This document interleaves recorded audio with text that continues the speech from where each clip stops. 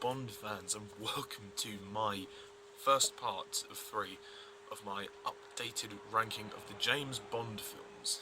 With the release of Spectre, that has just hit the cinemas, I thought it best to, update the list. And I know I've already done like 2 versions of this ranking, but because the new film's out, I suppose I should really... Now is the time to really update the list. And... Sorry, just dim my light. There we go. Yeah, I thought it was time to update the list. And some of my opinions have changed. Some of my opinions have stayed the same. This list is subjective, not objective, so please respect my opinion. And I will respect yours. And put your comments down below of your lists. I'd love to compare and contrast. So yes, I'm going to be ranking all 24 official James Bond films. And now I can't do this all in one video because that would just be way too long. I'm going to do this in 3 parts. So yeah, let's get this show on the road. So, number 24. Now, this movie really is terrible. And, I don't think anyone really likes this film. Number 24 is the 4th and final Pierce Brosnan James Bond film, the 40th anniversary of the Bond franchise, Die Another Day.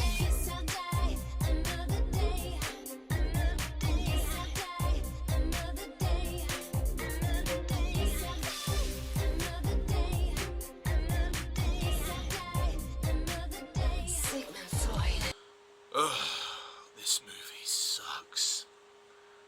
So bad. I don't even know where to begin with Die Another Day. What can I say that I haven't already said in my review? I mean, this film is just an absolute mess. It takes everything you loved about the series beforehand and just thrushes it in your face. The constant references.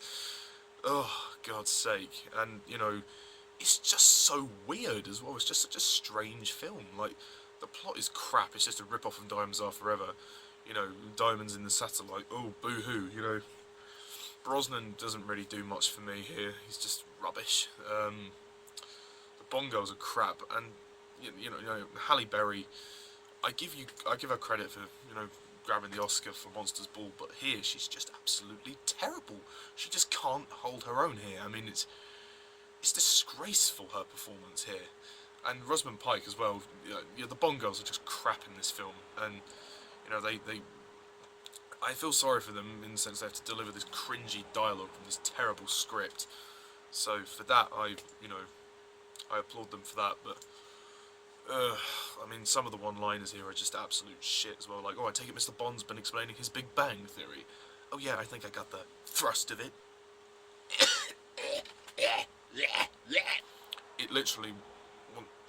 It literally, I just want to be sick when hearing those lines of dialogue.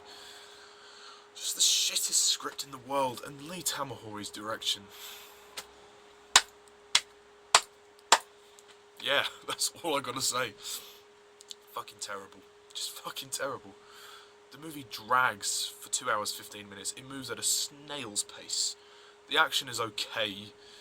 Some of it's pretty rubbish, but most of it is okay. Like, the opening sequence I can deal with, apart from up until the point where they have that really crappy, obvious model shot where the thing goes over the waterfall. And then you have the fencing scene, which is probably the best action scene of the film. The car chase isn't bad, I'll grant that. There were some alright action scenes, and the production design is really good, like with the Ice Palace and whatnot. And the score by David Arnold is passable. And Judi Dench as M is good, but it's just a mess. It's an absolute mess, and it takes a shit on everything we love before. And the visuals are so bad. Like, the visual effects is just terrible. I mean, they are just absolutely terrible. I mean, it's definitely, not only is it Brosnan's worst film, it is the worst film of the series for me, because it just is so ugly in tone, and it doesn't have any redeeming qualities apart from a few that I've just mentioned. I gave it a 0 out of 10 in my review, and I'm sticking by that, because it is just crap. It is a poor attempt at trying to make a Bond film, and the whole Gustav Graves thing, just He's a terrible villain. He's easily the worst villain of the series. The whole idea behind him is just stupid. You know, the whole DNA reconstruction plot. I understand that maybe, you know, you can change through DNA reconstruction. You can change someone's appearance, but how the hell could he change his voice? How the hell could he change his voice? What? Like, it just doesn't make any sense. And the scene when, you know, oh, the father-son scene, you know, on the plane when he's like, father, and he's like, I don't know you. He's like, my son is dead. And we're thinking, yeah, he is, isn't he? Like, oh, it's just, that scene, you know, Calvin Dyson said it's trying to add emotional context to the film, but it just doesn't work. I mean, you know, I applaud the actors for trying to do their best, but you know, Toby Stephens is just terrible here. I'm sorry, but I'm sure he's a good actor in other films he's in, but in here he's just so bad. I mean, it's mainly because the character is really badly written, you know. He's just this arrogant fucking rich boy who's just, you know, there to be like, oh, yeah, you can't kill my dreams, Mr. Bond, but my dreams can kill you. Ugh, it's like, stop being such a cocky bastard, you know, and just shut the fuck up for once. And it's like, I love it when Bond says, oh, you want to continue? He's like, of course I want to bloody continue! Oh god, during the fencing scene. Oh god, the sex scenes are so weird. I mean, you think the sex scenes in A View to a Kill are weird. I would respectfully ask you to go back to A View to a Kill, watch the scene with Bond and Mayday, then compare the scene with Bond and Jinx in this film. That is disgusting when, you know, during, you know, some of the lines I think are when Halle Berry says, so what do predators do when the sun goes down? And then Brosnan says, oh, they feast like there's no tomorrow. And then we cut to a dark room we fade into a dark room. We see Jinx and Bond having sex, and it's just awkward to watch as hell. It's so steamy, and it's like Brosnan struggling to breathe. He's like this old man, and then Halle Berry gets out the fruit, starts chopping the fruit. It's like, what the fuck? It makes no sense. It is directed terribly. The film is appallingly directed. Oh god. And don't even ask me about the windsurfing scene, because that's just, you know, the windsurfing scene is just so fucking stupid. The worst CGI imaginable. Just the worst CGI ever.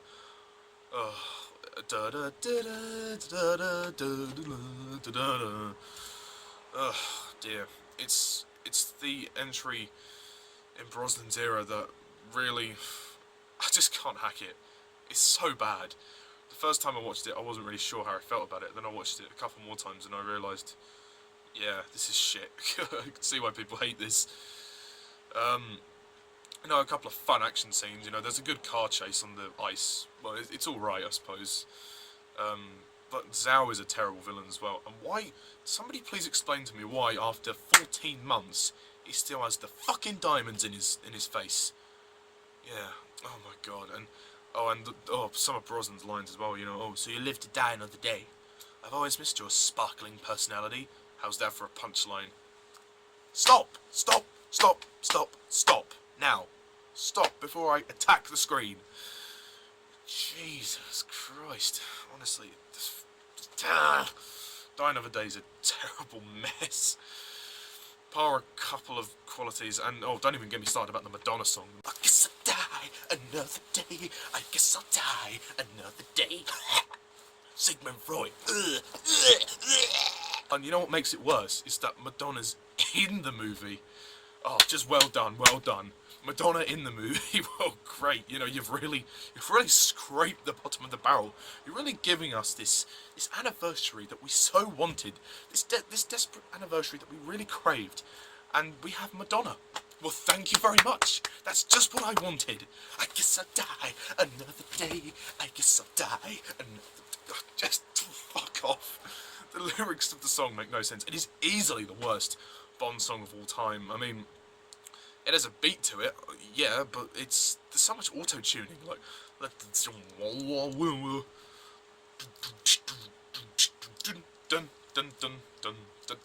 the violins are quite good, but that's it. Just the worst Bond song imaginable. It is ear-rapingly awful. But yeah, that's Die Another Day. It takes the cake as the worst Bond movie, for me anyway. Yeah, Brosnan, you could have at least tried, mate. It's actually quite insulting because, so, you know, Roger Moore, Timothy Dalton and George Lazenby went to see this as well. But not just them, the Queen. Her Majesty the Queen went to see this piece of crap. And, you know, as it was labelled the 40th anniversary of the James Bond film series. And now, you know, I bet the Queen was scarred for life after that. I mean, I would be. But no, I mean, Die Another Day, I'm sorry, but I can't stand it. It's at the bottom of the list for me. It always has been, and it always will be. Well, actually, it hasn't always been that way, but it's staying at the bottom. I will be stunned if there's a Bond film that is actually worse than this. Anyway, I'm going to move on because I've been ranting about this for 10 minutes. So, number 23 is another Pierce Brosnan Bond adventure. Tomorrow Never Dies.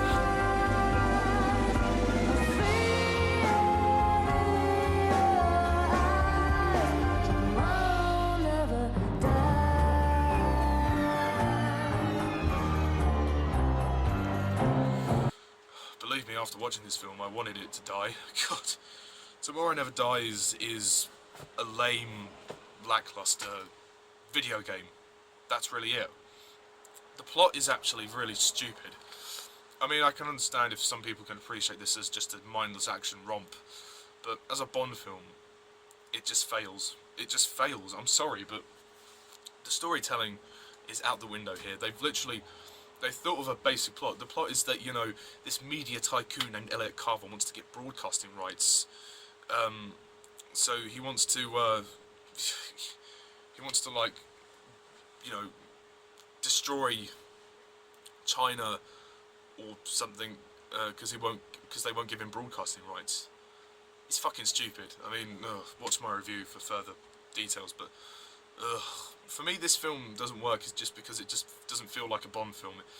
It just feels like a video game. The direction is awful by Roger Spottiswoode. You know, he just slaps it on the screen. Brosnan doesn't really do much for me. He's not the worst of the problems, but he's not great. He could have been.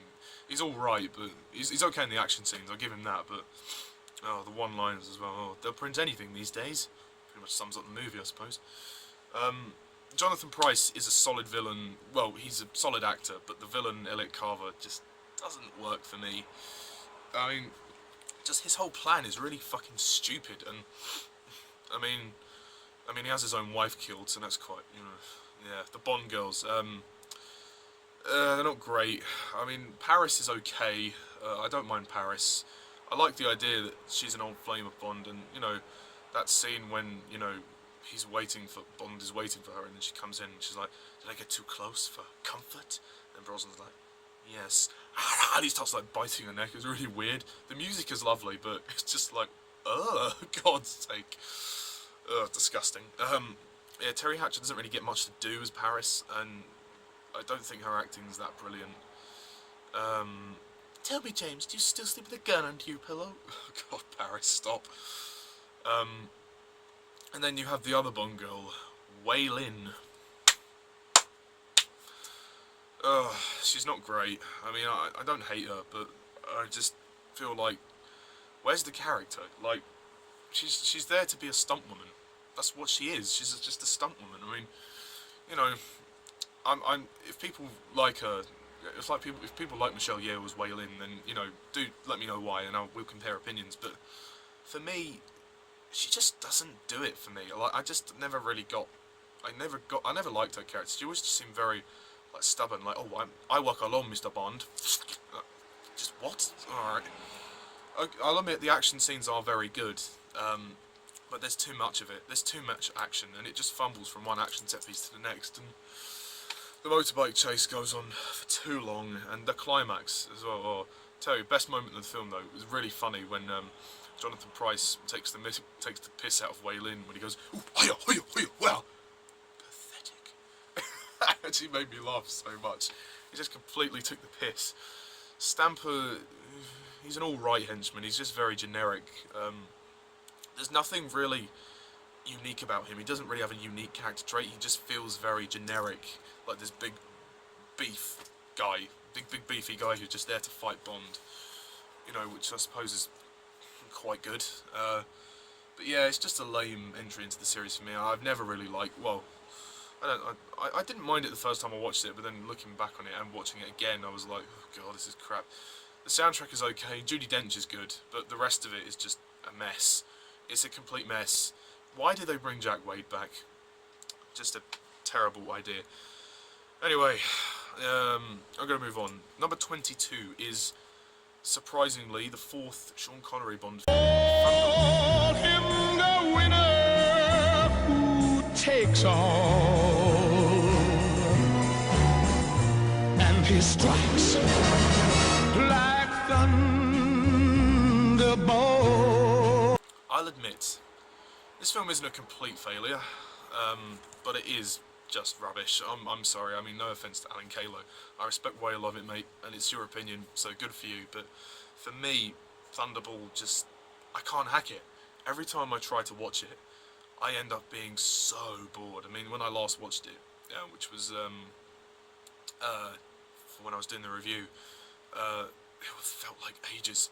It's too long. I mean, it is just way too long and way too slow. The plot isn't compelling enough for me. It's just a boring film. I mean, there's some... granted, you know, from a technical standpoint, Thunderball is a very well-made Bond film, and technically speaking, it looks beautiful and it looks great and it's stylistically diverse, but it's just boring. That's the problem. The pacing is terrible. The editing is just rubbish. I mean, Peter Hunt did a terrible job editing this film. No sense of pace or, you know, tension within the storyline. I mean, you know, the film offers Sean Connery, of course. Connery's okay. He gives a so-so performance. A couple of scenes he's a bit bored. A couple of other scenes he's actually not bad. The Bond girls are okay. There's far too many of them, though. There's too many characters in this film. Well, you've got the villainess Fiona Volpe. She's very good. She's very good, and she's very attractive. Domino is quite good. She's quite good. I know Jack McCullough thinks that she's a Honey Rider ripoff, and I suppose, you know, parts of her character are, but she's interesting. She's great to look at. Paula doesn't get anything to do, and she's a wasted character. There's a lot of wasted characters here. Desmond is good as Q. The MI6 regulars are fine here, but I just can't watch Thunderball. I just find it such a drag, and I mean, the underwater fight sequences look really great, visually look stunning, but they're just too slow for me. There's no tension, you know, dun dun dun dun dun dun dun, dun. Like you could have at least sped those bits up, and the Disco Volante fight is really embarrassing. It's just, the sped up editing isn't great. I mean, I'm sorry, but, and Largo is just a terrible villain. They just give him an eye patch to make him seem different, and after the success of Goldfinger, it feels like they really just went back to basics, and they just thought, oh, where do we go from here? Yeah, Thunderball's not a great Bond film. I can respect why people might like it, but for me, I just can't hack it. I'm sorry, but yeah. So, number 21 is the 3rd Pierce Brosnan Bond adventure. The world is not enough, but it is such a perfect place to start, my love. And if you're strong enough. Yeah, another Bond film that's not very great. I mean, yeah, a lot of the Brosnan films are on here. For me, The World Is Not Enough had potential, but it just kind of squandered it. Whilst I think it's better than Tomorrow Never Dies, it lacks in a lot of areas. The villains are terrible here. Renard and Elektra are just crap. I mean, Renard, the whole idea of the bullet concept is just fucking stupid, and it's contradictory, because if you have a bullet lodged inside your brain, you're dead. You know, there's no question about that. It doesn't slowly weave its way in, slowly keeping you alive, but you know, it's slowly killing you but keeping you alive. How the fuck does that work? That is a contradictory concept in of itself. That is bullcrap. I mean, the scriptwriters should be ashamed of that, because that is just terrible. The one main thing which I do like about this film is that Judi Dench gets more to do, so that's good. Brosnan's okay. Doesn't really. He's just very dull, to be honest. The story is just very meat and potatoes. It's just very basic, and it doesn't offer much drama. It's just a very plain story. Like, it's, you know, the whole story revolves around the you know, the kind of the industrial side of oil, which is just boring. It's about oil. That's it. You know. I mean, Robbie Coltrane's character comes back, which is nice. Zukovsky, he comes back, which I do like. There are some alright action scenes, I suppose.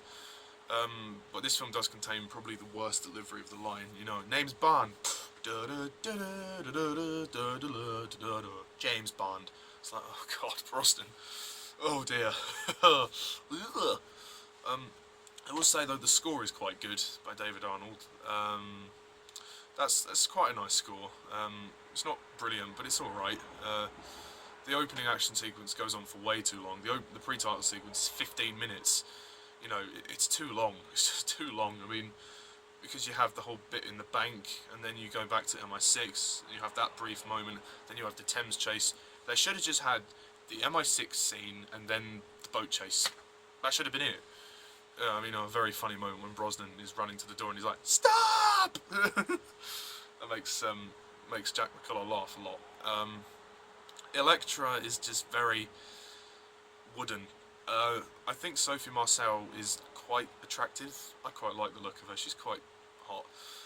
But I think her acting is very wooden.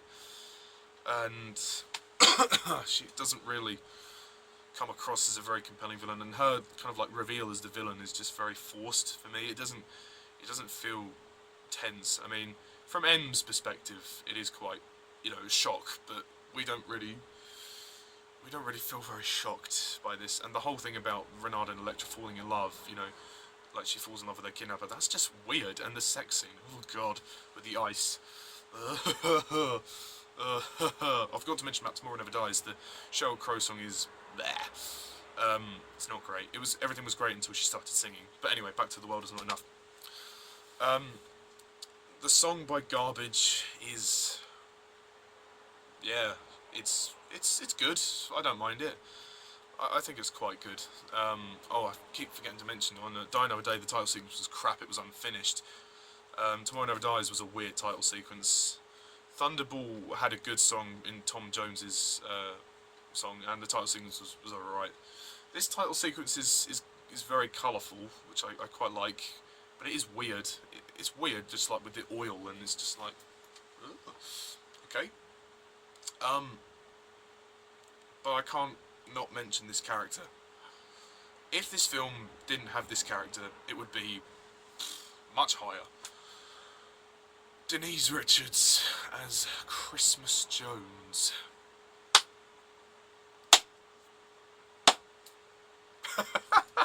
Sorry, I can't take this seriously. Denise Richards is just terrible as Christmas Jones. I mean, it's just a complete joke. I mean, they only call it Christmas for the line at the end, you know, I thought Christmas only came around once a year.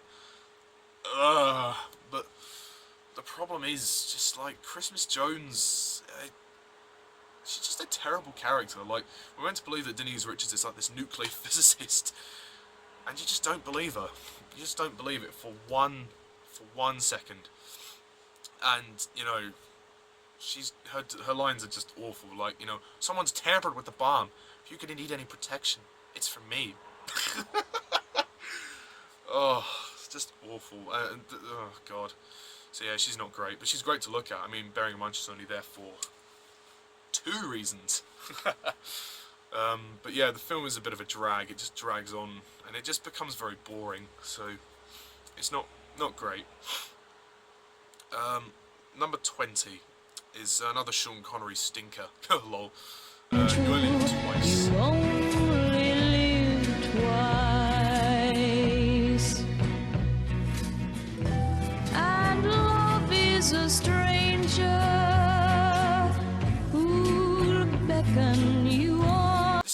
okay, maybe calling it stinker was a bit harsh, but this film is interesting. I think it's a step up from Thunderball slightly. The story's a bit more interesting, although it does feel pretty much like a documentary about Japan. It feels like they're just trying to showcase Japan, and with Connery hiding away for most of the middle act of the film.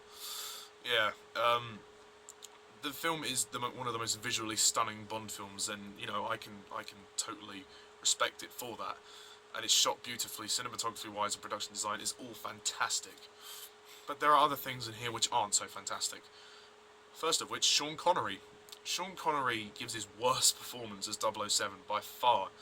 He's just very bored. I know there were some on-set problems, and he didn't get on with Harry Saltzman at the time, and he was annoyed about all the press and stuff. But you can really tell, it's so obvious how bad his performance is, and yeah, it's really a shame how bad his performance is in this film, because he had potential. He was a great Bond, you know, if he'd have stuck to what he did in his first three, if he kept that enthusiasm, he would have been fantastic. But in this film, his performance is terrible. In Thunderball, it was kind of run-of-the-mill, you could kind of tolerate it, but in here, it's just, no, not very good. Bond girls are crap, Aki and Kissy. I can't tell one from the other. I can't even remember which is the one that dies, the one he marries. People say on Her Majesty's Secret Service is the first film where Bond gets married. Wrong. This film. What was the whole point of Bond getting married? You know, he was already hiding away. Nobody would have known who he was. It's just filler. Like, and also the training with those ninja people. What was I going to say? Oh yeah, and Japanese Connery. I mean, I applaud the makeup team for a lot of things in Bond, but this is not one of them. This is just an absolute shamble. No way did this need to be done. Like, what was the purpose of it in the story? It didn't drive the story. It was just a load of filler. It was an excuse for the makeup team to, you know, make Sean Connery look a bit different. He doesn't even look that much different. All they've done is tousled his hair a bit and, you know, made him... It's actually racist. It's a racist offence. And if you don't believe me, watch the film, because just... he's a Scottish man pretending to be a Japanese guy. It just doesn't work for me. I'm sorry. But, oh, God. The film just has silly moments too. Like, the gadgets are just silly. I mean, I don't think Donald Pleasance is great as Blofeld either. He's just very wooden to me. He's uncompelling. The music and title sequence are fantastic. The John Barry score is one of his best. The song You Only Live Twice by Nancy Sinatra is nice. It's a nice song, it's quite calm. The title sequence is great. The screenplay by Roald Dahl is actually quite good. But other than that, it kind of fails. The action is good at the end. I mean, there's not much action in the second act, so it does feel quite slow during the second act of the film, that middle section when he's hiding away. And it's not a long film. It's only 1 hour 55 minutes, but it does drag, and it feels a bit longer than that. But yeah. But anyway, you know, that's all I have to say about that. Number 19 is GoldenEye. GoldenEye, I found his weakness. GoldenEye, he'll do what I please. GoldenEye, no time for sweetness, but a bitter kiss. So, GoldenEye. Yeah, the first and by far best Pierce Brosnan James Bond film. GoldenEye is a film that is held in very high regard in the Bond franchise, and for me personally, I find it overrated. I'm sorry, it's not... Look, I don't hate the movie, otherwise I wouldn't have put it this high, you know, I wouldn't have put it this high if I hated it, but for me it's just very weird. Like, Martin Campbell directs this, who also directed Casino Royale with Daniel Craig. I mean, this film is interesting. I mean, the plot is quite interesting, you know, and, you know, Trevelyan is a decent villain, although he doesn't really get much development. I mean, him and Sean Bean and Brosnan could have had a bit more tension. I mean, he's introduced like halfway in the film, or, sorry, reintroduced halfway into the film. There's some fun action scenes. It's kind of set during like kind of the post Cold War kind of setting, and you know, that in that sense is interesting. It is a great introduction to Judi Dench as M as well. That's great, and it's good fun. It's good fun, but for me, it doesn't really feel like completely like a Bond film. Brosnan is okay, but he's not that great. The Bond girls, obviously we have Natalia. Now, I'm not a big fan of Natalia. I don't like her. I think she's just very annoying. I'm not going to deny that she's attractive, but she's just annoying. I just can't stand her. Like when she's shouting, you know, in the helicopter, like, "Wake up!" It really, oh God, it's like, just shut up, woman. Oh God, it's just annoying. I mean, dear. I mean, I don't really like her, to be honest. I mean, the actress is good, but the character's just too annoying for me to care about her. So sorry, but yeah. Then we have Xenia Onatop, who's she's a villain, but yeah. Onatop, yeah. I like Famke Janssen's performance as Xenia. She does do very well. However, Xenia's just so weird. I mean, you know, just the way she like kills people by crushing them during sex. And God, those sex scenes are weird. Like, like when she kills that Canadian Admiral Guy when she's having sex with him. It's horrible to watch. It's those kind of scenes which make me want to turn away from the screen or leave the room. They're just very cringy to watch. I don't know how they ended up staying in the cut, but oh dear. And Xenia's death is very cartoonish, you know. Oh, she always did enjoy a good squeeze. Really? Really? God. Honestly, though, the best scene in this film is Robbie Coltrane's cameo as Zukovsky, which I really love. And you know, there's some great comedy. When he's like, "Eureka, take a hike," and then she goes, and he's like, and then she's singing, you know, "Oh my." It's very funny. Oh God, Brosnan. It's like, who's strangling the cat? Oh God. Yeah, no, there's some good comedy. It's an interesting plot. It's not. It's just very run of the mill for me. For me, after the Dalton films, which were kind of getting back to kind of the old, well, at least the first Dalton film anyway, was getting back to the old kind of tradition of Fleming's novels, the old tone. And this feels tonally inconsistent. That's the problem I have with the Brosnan era, is that it feels very tonally inconsistent. I find Brosnan's portrayal very confusing. I don't understand what he's trying to do. He's trying to combine all of the actors before him in one, and it just feels like a mess. It's a real mishmash of different, like, one minute he's tough, the next minute he's funny, the next minute he's serious, the next minute he's a ladies' man. It's just like, well, what makes Brosnan's Bond different to the others? And mostly nothing, apart from that he looks different and he's a bit of a necrophile. Yeah, because in Tomorrow Never Dies he tries to necrophile Paris Carver, which is just weird. And Electra in The World Is Not Enough. But GoldenEye is just a very forgettable Bond movie. I don't have much to say about it. The score is crap by Eric Serra. The score is just terrible. I mean, it's like a Game Boy Advance thing, like a sound effects like that, or it's like a DJ scratching on a disc, like a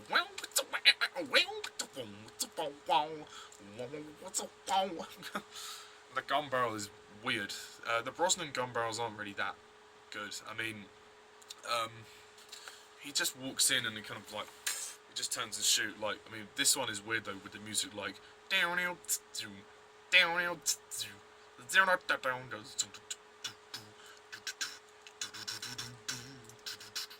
it's just weird when you listen to it. I mean, there's a couple of good tracks, but overall, as a score, it's a weird score. It just doesn't really work. But yeah, not a bad film, but not great. I think we can all agree Martin Campbell did better with Casino Royale.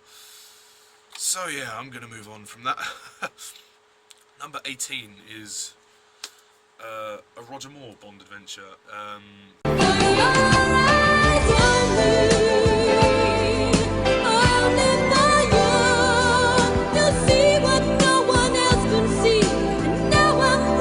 Free for your eyes For me, this is Roger Moore's weakest Bond film. A lot of people actually rate this at Roger Moore's best. I personally disagree. I just find For Your Eyes Only to be another forgettable Bond film. I mean, after the controversy that was Moonraker, people thought Bond was going a bit too far with the campiness, so they wanted a bit more of a serious, down-to-earth film, and that's what we got here.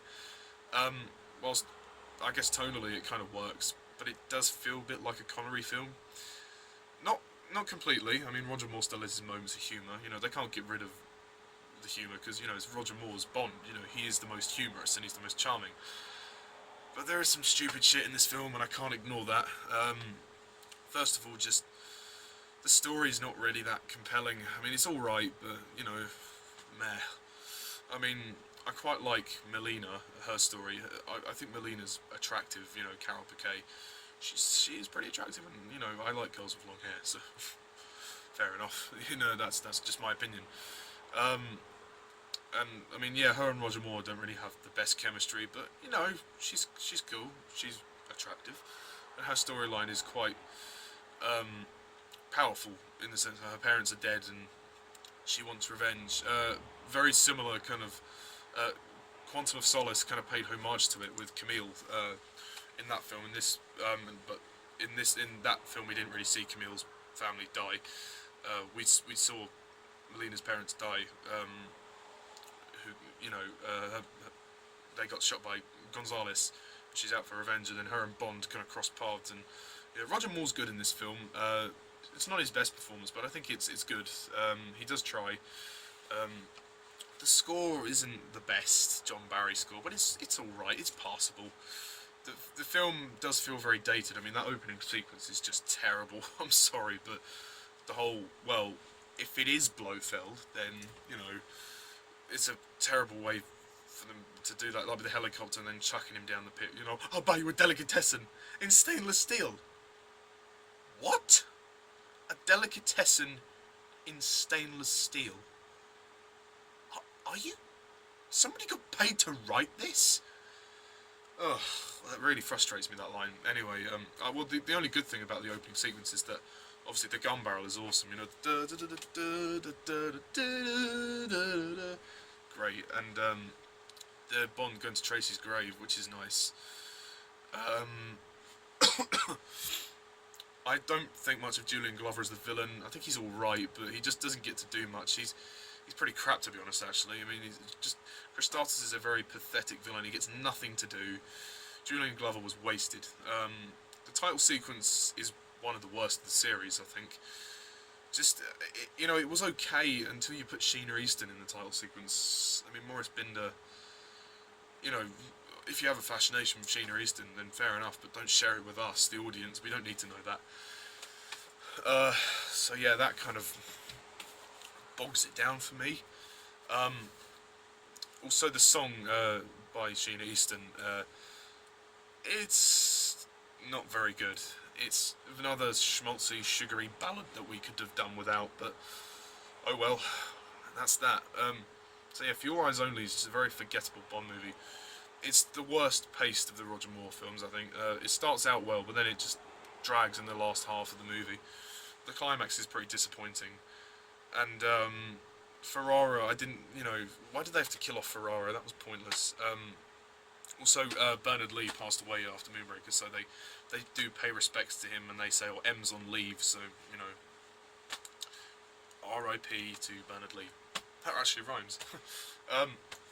But of course, the worst thing about this movie is BB. Fucking BB. Never has a character been more annoying in a Roger Moore film. Never have I wanted to actually slap somebody across the face in a film more than her. Or at least in a Roger Moore Bond film anyway. And to my amazement, she actually did get slapped across the face, which was fucking hilarious. You know, you could go to hell. Ah! And the script is just awful, like with her lines like, oh, he thinks I'm still a virgin.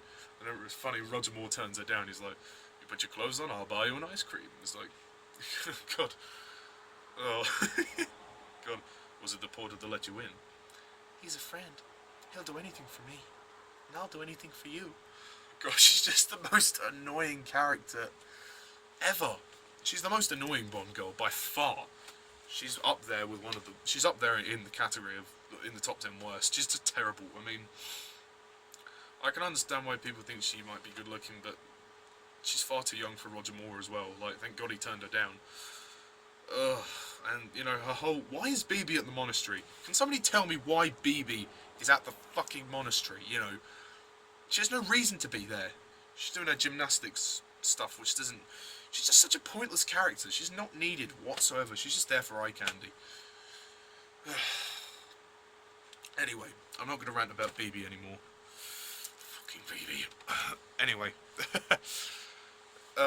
Taking the number 17 spot is the second and final Timothy Dalton James Bond film, License to... I got a license to kill, and you know I'm going straight for your heart. License to kill. Got a license to kill. License to Kill. This is a very troubled Bond film. It's a Bond film that really oversteps the mark, so to speak. It makes you wonder what the fuck happened on set, because John Glenn's direction is just all over the place here. I mean, The Living Daylights I thought was fantastic, and that sort of direction is the direction of Bond that I like. You know, kind of the darker, more serious type of Bond. I like Roger Moore's films as well. They're fun and entertaining, but this film feels like, you know, there's just too much going on in License to Kill, and that's the big problem. You know, they're trying to inject this emotional punch into the storyline with, you know, the death of Della, and Bond is trying to seek vengeance, and, you know, Timothy Dalton is fantastic in the film. I mean, there's no denying that. I mean, I think Dalton, even if you don't like him as Bond, you have to admit he did try in this film. He did try pretty well. And this film, he's allowed to be a lot more aggressive, and, you know, people say he's like the Terminator, which I suppose he is, really. I mean, I'm not too keen on the kind of the drug smuggling plot. There's not really much point of having that in there. I mean, like, Sanchez as the villain, he's alright, but I don't think he's anything amazing. He's not going to be a villain that I'm going to talk about. I don't think he's the worst villain in the series. Oh no, somebody else will take that prestigious honour.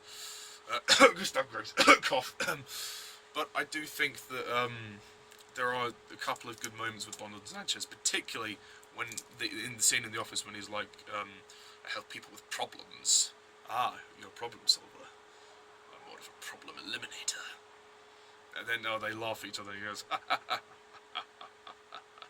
It is an entertaining film, but it's just way too dark and way too violent for its own good. Like, I'm all for going to the dark and gritty direction, but it was badly timed. To me, we weren't ready for gritty Bond. Save that for Casino Royale. We weren't ready for gritty Bond. I mean, this is far too dark and gritty for its own good. But what makes it more annoying is the fact that it's so tonally confused, because they're trying to inject some humour in there, like, you know, with the fucking ninjas as well. Like, you know, they're trying to make you laugh as well, with the ninjas and the winking fish at the end. Just like, oh, it's just so cringy. I will say though, we have a young Benicio del Toro here, who's a great henchman presence. You know, Dario, he's quite good. You dead. And then we get Pam Bouvier as well as for the Bond girls. I really like Pam Bouvier. I think she's underrated. She's this kick-ass CIA Bond girl, and, you know, she challenges Bond, which I really like. You know, and she just refuses to leave. She's not just a sex object like most of the Bond girls are in the earlier films. We also have Loopy. God, Talisa Soto is Loopy. Loopy is a very attractive Bond girl, no question. Very attractive. But her acting is uncomfortable to watch, especially in the scene when she's like, "I just love James so much." God, you just can't help but laugh. It's just ridiculous. God, I just love James so much. God's sake. It's just absolutely terrible delivery of the line. I mean, Alan Kalo said to me when he went to see License to Kill, everyone in the audience erupted into laughter because of how bad she delivered the line. So yeah, I mean, she's great to look at. Also, one thing is that this scene, there's a couple of really uncomfortable scenes to watch.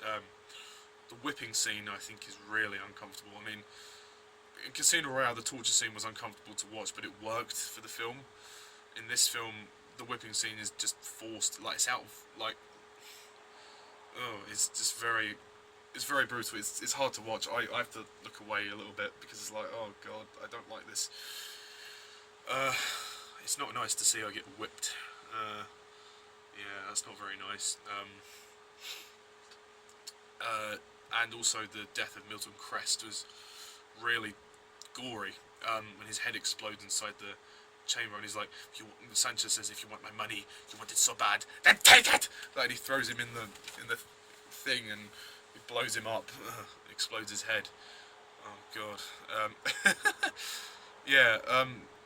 I agree with Jack McCullough when he says this film kind of feels like a gangster film, because, you know, the whole thing is about drug smuggling, and yeah, it doesn't feel right. It just doesn't feel right. Yeah, the song by Gladys Knight is good, but it's not the best. I do think it's a great song, but it's because the tone of the movie is so dark, it doesn't really fit. But, you know, it works with the title sequence. The title sequence is okay. Just John Glenn overstayed his welcome. The direction is just not great, and that stupid fucking song at the end. If you ask me to, I might just change my mind. What the fuck? Anyway, God, this video is long. To wrap up, License to Kill, not a great Bond movie. Second best of Timothy Dalton's era, though. Lol.